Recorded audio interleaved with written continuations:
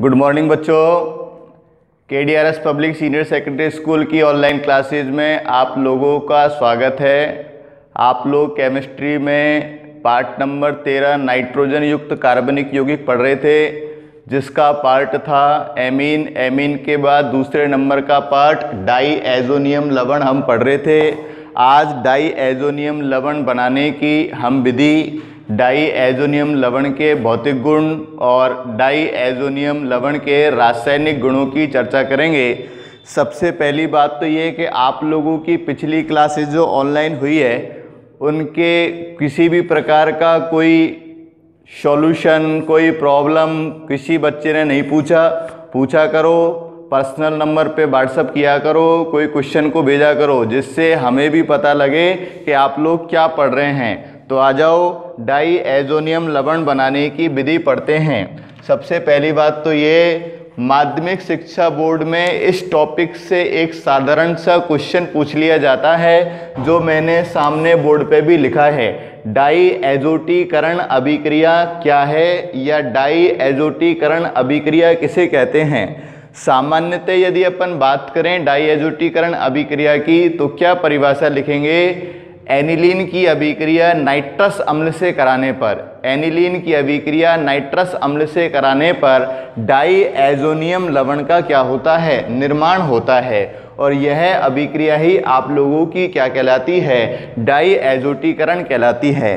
सबसे पहले आप लोगों को नाइट्रस अम्ल का निर्माण करना है, तो मैंने कहा सोडियम नाइट्रेट और HCl, सोडियम नाइट्रेट और HCl की अभिक्रिया कराने से नाइट्रस अम्ल का निर्माण होता है। इस नाइट्रस अम्ल की अभिक्रिया बनने वाले एनिलीन से कराने पर NH2 समूह का प्रतिस्थापन N2 समूह के द्वारा, या एमीन समूह का प्रतिस्थापन डाईएजो समूह के द्वारा कर दिया जाता है और डाईएजोनियम लवण का निर्माण होता है। यह अभिक्रिया आप लोगों की डाईएजोटीकरण अभिक्रिया कहलाती है। अभिक्रिया मैंने आप लोगों के सामने लिख रखी है। सर्वप्रथम तो हमने HNO2 या नाइट्रस अम्ल का निर्माण किया, उसके बाद एनिलीन की अभिक्रिया HCl से कराई, तो HCl से कराने पर मध्यवर्ती उत्पाद में लिख देता हूं आप लोगों के सामने, मध्यवर्ती उत्पाद का निर्माण होता है। इस मध्यवर्ती उत्पाद की अभिक्रिया नाइट्रस अम्ल से कराने पर एमीन समूह का प्रतिस्थापन N2 समूह के द्वारा कर दिया जाता है, और यह अभिक्रिया आप लोगों की डाईएजोटीकरण अभिक्रिया कहलाती है। यदि सपोज करो मैं डायरेक्ट ही आप लोगों से यह अभिक्रिया बनाता, देखो बोर्ड पे डायरेक्ट में लिखता आप लोगों के सामने, बेंजीन के ऊपर NH2 plus HNO2 is equal to N2Cl, ये प्लस ये माइनस। अगर मैं डायरेक्ट इस अभिक्रिया को लिखता तो इस प्रकार से लिखता, और लिखने के बाद फिर आप लोगों का मेरे से क्वेश्चन होता, सर इसमें Cl तो है ही नहीं है, आपने Cl कहाँ से लगा दिया। इसलिए डाईएजोटीकरण अभिक्रिया को बोलने पर तो कैसा आता है, बोलने पर तो ऐसा आता है कि प्राथमिक एमीन की या एनिलीन की अभिक्रिया नाइट्रस अम्ल से कराने पर, तो मैंने डायरेक्ट ही लिखा है एनिलीन की अभिक्रिया नाइट्रस अम्ल से कराने पर बेंजीन डाईएजोनियम लवण का निर्माण होता है। हो गया, बोल दिया, लिख दिया। लेकिन इसमें जो ये Cl ग्रुप है आप लोगों का, ये Cl ग्रुप कहाँ से आया, तो इस Cl ग्रुप को बताने के लिए इसको सामान्य अभिक्रिया न लिख के इस प्रकार से पूरी तीनों अभिक्रिया लिखी जाती है, और यह अभिक्रिया आप लोगों की क्या कहलाती है, डाईएजोटीकरण अभिक्रिया। डाईएजोनियम लवण बनाने की एक ही यह विधि है, और इससे क्वेश्चन माध्यमिक शिक्षा बोर्ड में कई बार पूछा जा चुका है। अतः आप लोग इस अभिक्रिया को ध्यान से देखेंगे। मैंने एक ही बात बोली आप लोगों से, क्या बोली, एमीन समूह का प्रतिस्थापन डाईएजो समूह के द्वारा कर दिया जाता है। बनने वाला डाईएजोनियम क्लोराइड या लवण अस्थायी प्रकृति का होने के कारण बनने के बाद इसका तुरंत उपयोग किया जाता है या तुरंत उपयोग में लिया जाता है। उसके बाद अपना जो नेक्स्ट टॉपिक है वो है डाईएजोनियम लवण के भौतिक गुण। सामान्यतः भौतिक गुण है, मैंने पहला गुण लिखा है रंगीन क्रिस्टलीय ठोस है। ठोस का मतलब आप लोगों को क्रिस्टल के रूप में ठोस फॉर्म में दिखाई देगा, जिस प्रकार अपन नमक लेते हैं। जल में विलय है, जल में विलय होने के कारण इसकी प्रकृति आप लोगों की कैसी आ जाएगी, शायद मैं समझता हूं ध्रुवीय आ जाएगी। तथा ठंडे जल में कैसा होता है, स्थायी होता है। कहने का मतलब ठंडे जल से अभिक्रिया नहीं करता है, अपघटित नहीं होता है। लेकिन जैसे ही गर्म जल से अभिक्रिया करेगा तो गर्म जल से अभिक्रिया करने पर क्या हो जाएगा, अपघटित हो जाएगा। कहने का मतलब गर्म जल से अभिक्रिया करके उत्पाद का क्या करेगा, निर्माण करेगा। ये जो मैंने आप लोगों के सामने लिखा है बेंजीन, बेंजीन के ऊपर N2+ और BF4-, इसको अपन बोलेंगे बोरेट। ये कमरे के ताप पर कैसा होता है आप लोगों का, ये कमरे के ताप पर होता है आप लोगों का स्थायी, जिसको अपन क्या बोलेंगे, बेंजीन डाईएजोनियम फ्लूओरेट।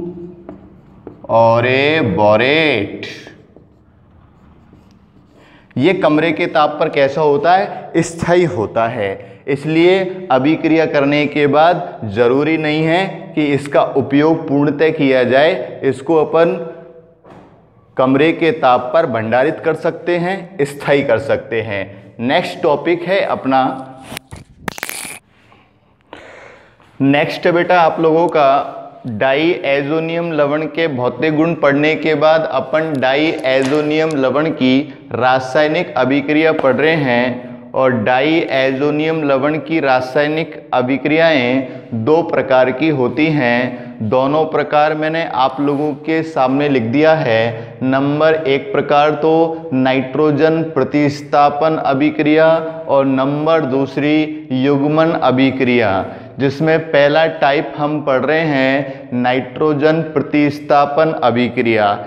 इस अभिक्रिया में होता क्या है, ध्यान से देखो बोर्ड पे, N2Cl समूह का प्रतिस्थापन एक संयोजी परमाणु या समूह के द्वारा कर दिया जाता है, जिससे कौन सी गैस मुक्त होती है, N2 गैस मुक्त होती है। कहने का तात्पर्य यह है बेंजीन डाईएजोनियम लवण में N2 और Cl समूह का प्रतिस्थापन एकल संयोजी परमाणु या समूह के द्वारा, इसीलिए हम इसको क्या बोल रहे हैं, नाइट्रोजन प्रतिस्थापन अभिक्रिया। कहने का मतलब N2 समूह का क्या कर दिया जाएगा, प्रतिस्थापन कर दिया जाएगा। इसमें कई प्रकार की अभिक्रियाएं हैं, जिसमें पहली अभिक्रिया मैंने आप लोगों के सामने लिखी है सेंडमेयर अभिक्रिया।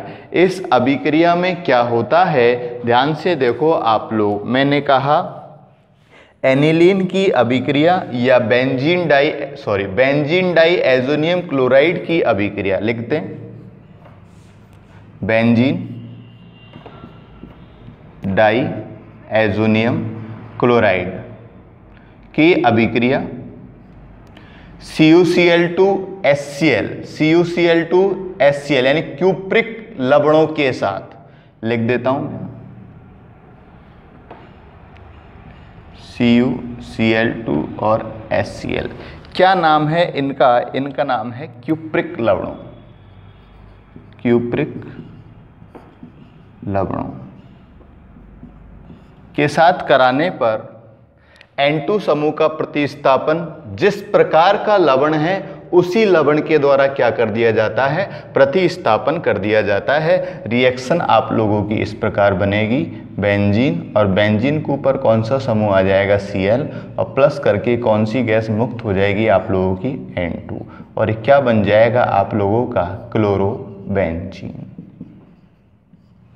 मैंने कहा जिस प्रकार का लवण है उसी प्रकार के लवण के द्वारा। नेक्स्ट रिएक्शन इसी की अपन देखना चाहें तो बेंजीन, बेंजीन के ऊपर N2 + Cl-।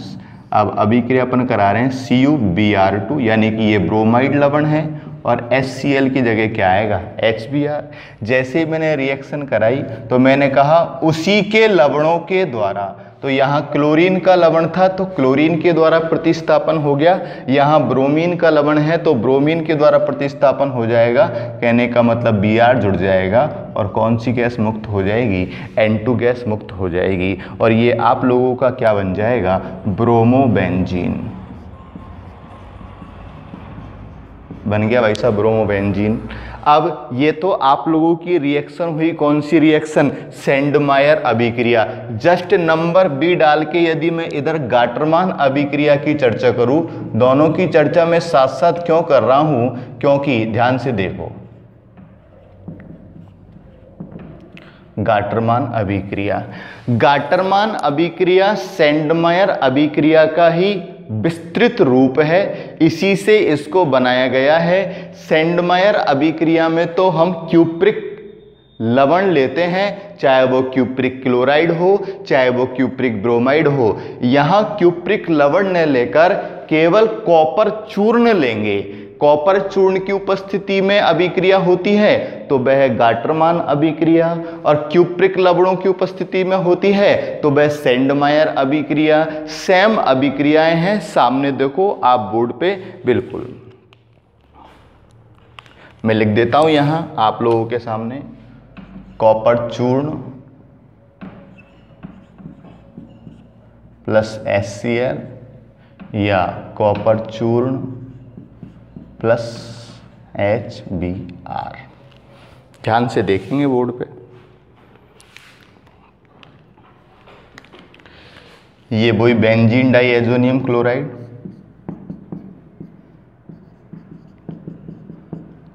इसकी अभिक्रियापन कॉपर चूर्ण और HCl से कराते हैं। कराने पर मैंने कहा जिस प्रकार का लवण होगा उसी लवण से N2 समूह का प्रतिस्थापन होगा।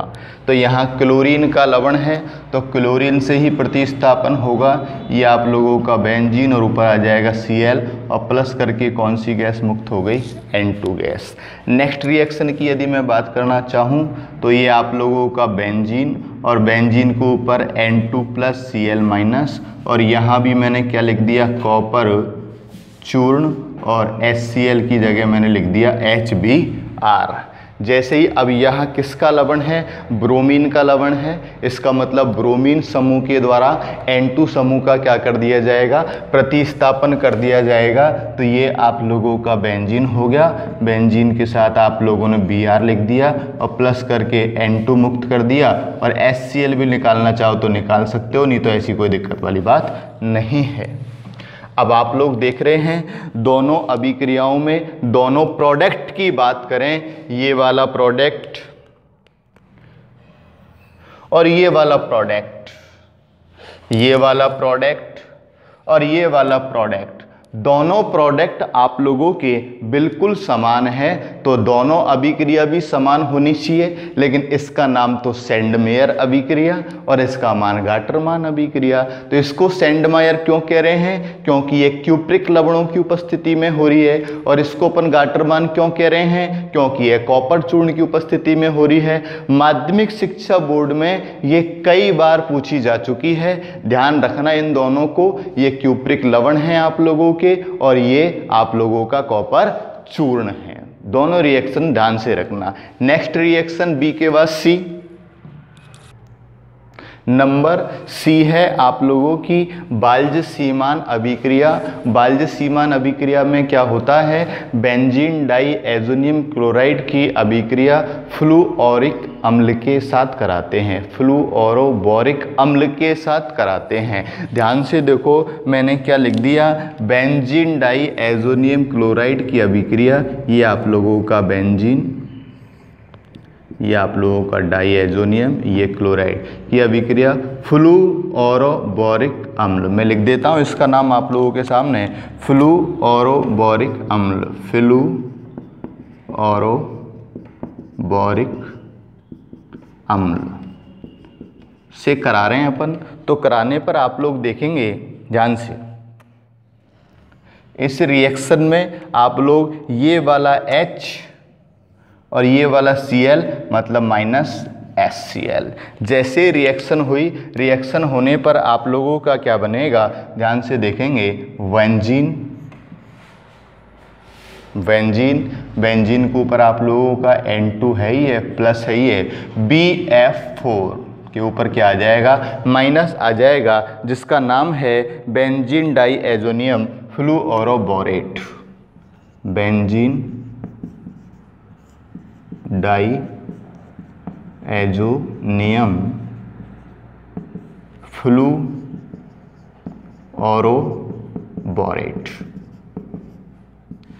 अब इस फ्लूओरोबोरेट को हम जब उच्च ताप पर गर्म करेंगे, ये मैंने लिखी रिएक्शन, इसको जब हम गर्म करेंगे तो क्या रिएक्शन होगी, ये मैंने गर्म किया तो मैंने कहा जिसका लवण हो, यहाँ मुझे फ्लोरीन का लवण दिख रहा है, तो फ्लोरीन परमाणु के द्वारा N2 समूह का क्या कर दिया जाएगा, प्रतिस्थापन कर दिया जाएगा, और ये बेंजीन की जगह तो आप लोगों का बेंजीन आ गया, N2 समूह का प्रतिस्थापन फ्लोरीन के द्वारा कर दिया, प्लस की जगह प्लस आ गया, N2 समूह आप लोगों का, और ये BF3, और ये क्या बन गया आप लोगों का, फ्लोरोबेंजीन। ये ज़्यादातर 3 अभिक्रियाएं ही आप लोगों से पूछी जाती हैं। नंबर 1 सेंडमायर अभिक्रिया, नंबर 2 गाटरमान अभिक्रिया, नंबर 3 बाल्ज-सीमान अभिक्रिया। सेंडमायर अभिक्रिया में क्यूप्रिक लवण, गाटरमान अभिक्रिया में कॉपर चूर्ण, और बाल्ज-सीमान अभिक्रिया में फ्लूओरोबोरिक अम्ल। क्वेश्चन आप लोगों से पूछ सकता है क्या, फ्लोरोबेंजीन बनाने की विधि, तो आप लोगों को ध्यान रखना है कौन सी अभिक्रिया, बाल्ज-सीमान अभिक्रिया। सर क्लोरोबेंजीन बना लिया, ब्रोमोबेंजीन बना लिया, फ्लोरोबेंजीन बना लिया, अब आयोडोबेंजीन भी तो बना सकते हैं अपन लोग, तो बिल्कुल बना सकते हैं। आयोडोबेंजीन बनाने के लिए केवल सिंपल सी रिएक्शन है, बेंजीन यानी कि डाइएजोनियम क्लोराइड की अभिक्रिया, N2+Cl- की अभिक्रिया, पोटेशियम आयोडाइड यानी Ki से कराने पर आप लोगों का आयोडोबेंजीन प्राप्त हो जाएगा। कैसे, ऊपर आप लोगों का आयोडीन आ जाएगा, प्लस करके क्या निकल जाएगा, N2, और यहाँ अपन क्या निकाल सकते हैं, KCl, ये K और ये Cl। आयोडीन समूह के द्वारा N2 समूह का क्या कर दिया जाएगा, प्रतिस्थापन, और आप लोगों का ये कौन सा ग्रुप बन जाएगा, ये बन जाएगा आप लोगों का आयोडोबेंजीन। तो आप लोगों ने क्लोरोबेंजीन पढ़ लिया, ब्रोमोबेंजीन पढ़ लिया, फ्लोरोबेंजीन पढ़ लिया, और ये आप लोगों ने आयोडोबेंजीन भी पढ़ लिया। ऐसी नाइट्रोजन प्रतिस्थापन अभिक्रियाएं कई प्रकार की होती हैं, जिनमें से अपन ने मुख्य इंपोर्टेंट अभिक्रियाएं आज पढ़ ली है। नेक्स्ट टॉपिक में हम युग्मन अभिक्रियाएं पढ़ेंगे, और युग्मन अभिक्रिया पढ़ के डाइएजोनियम लवण आप लोगों का समाप्त हो जाएगा। कल हम साइनाइड और आइसोसाइनाइड पार्ट नंबर 3 की चर्चा भी करेंगे। धन्यवाद।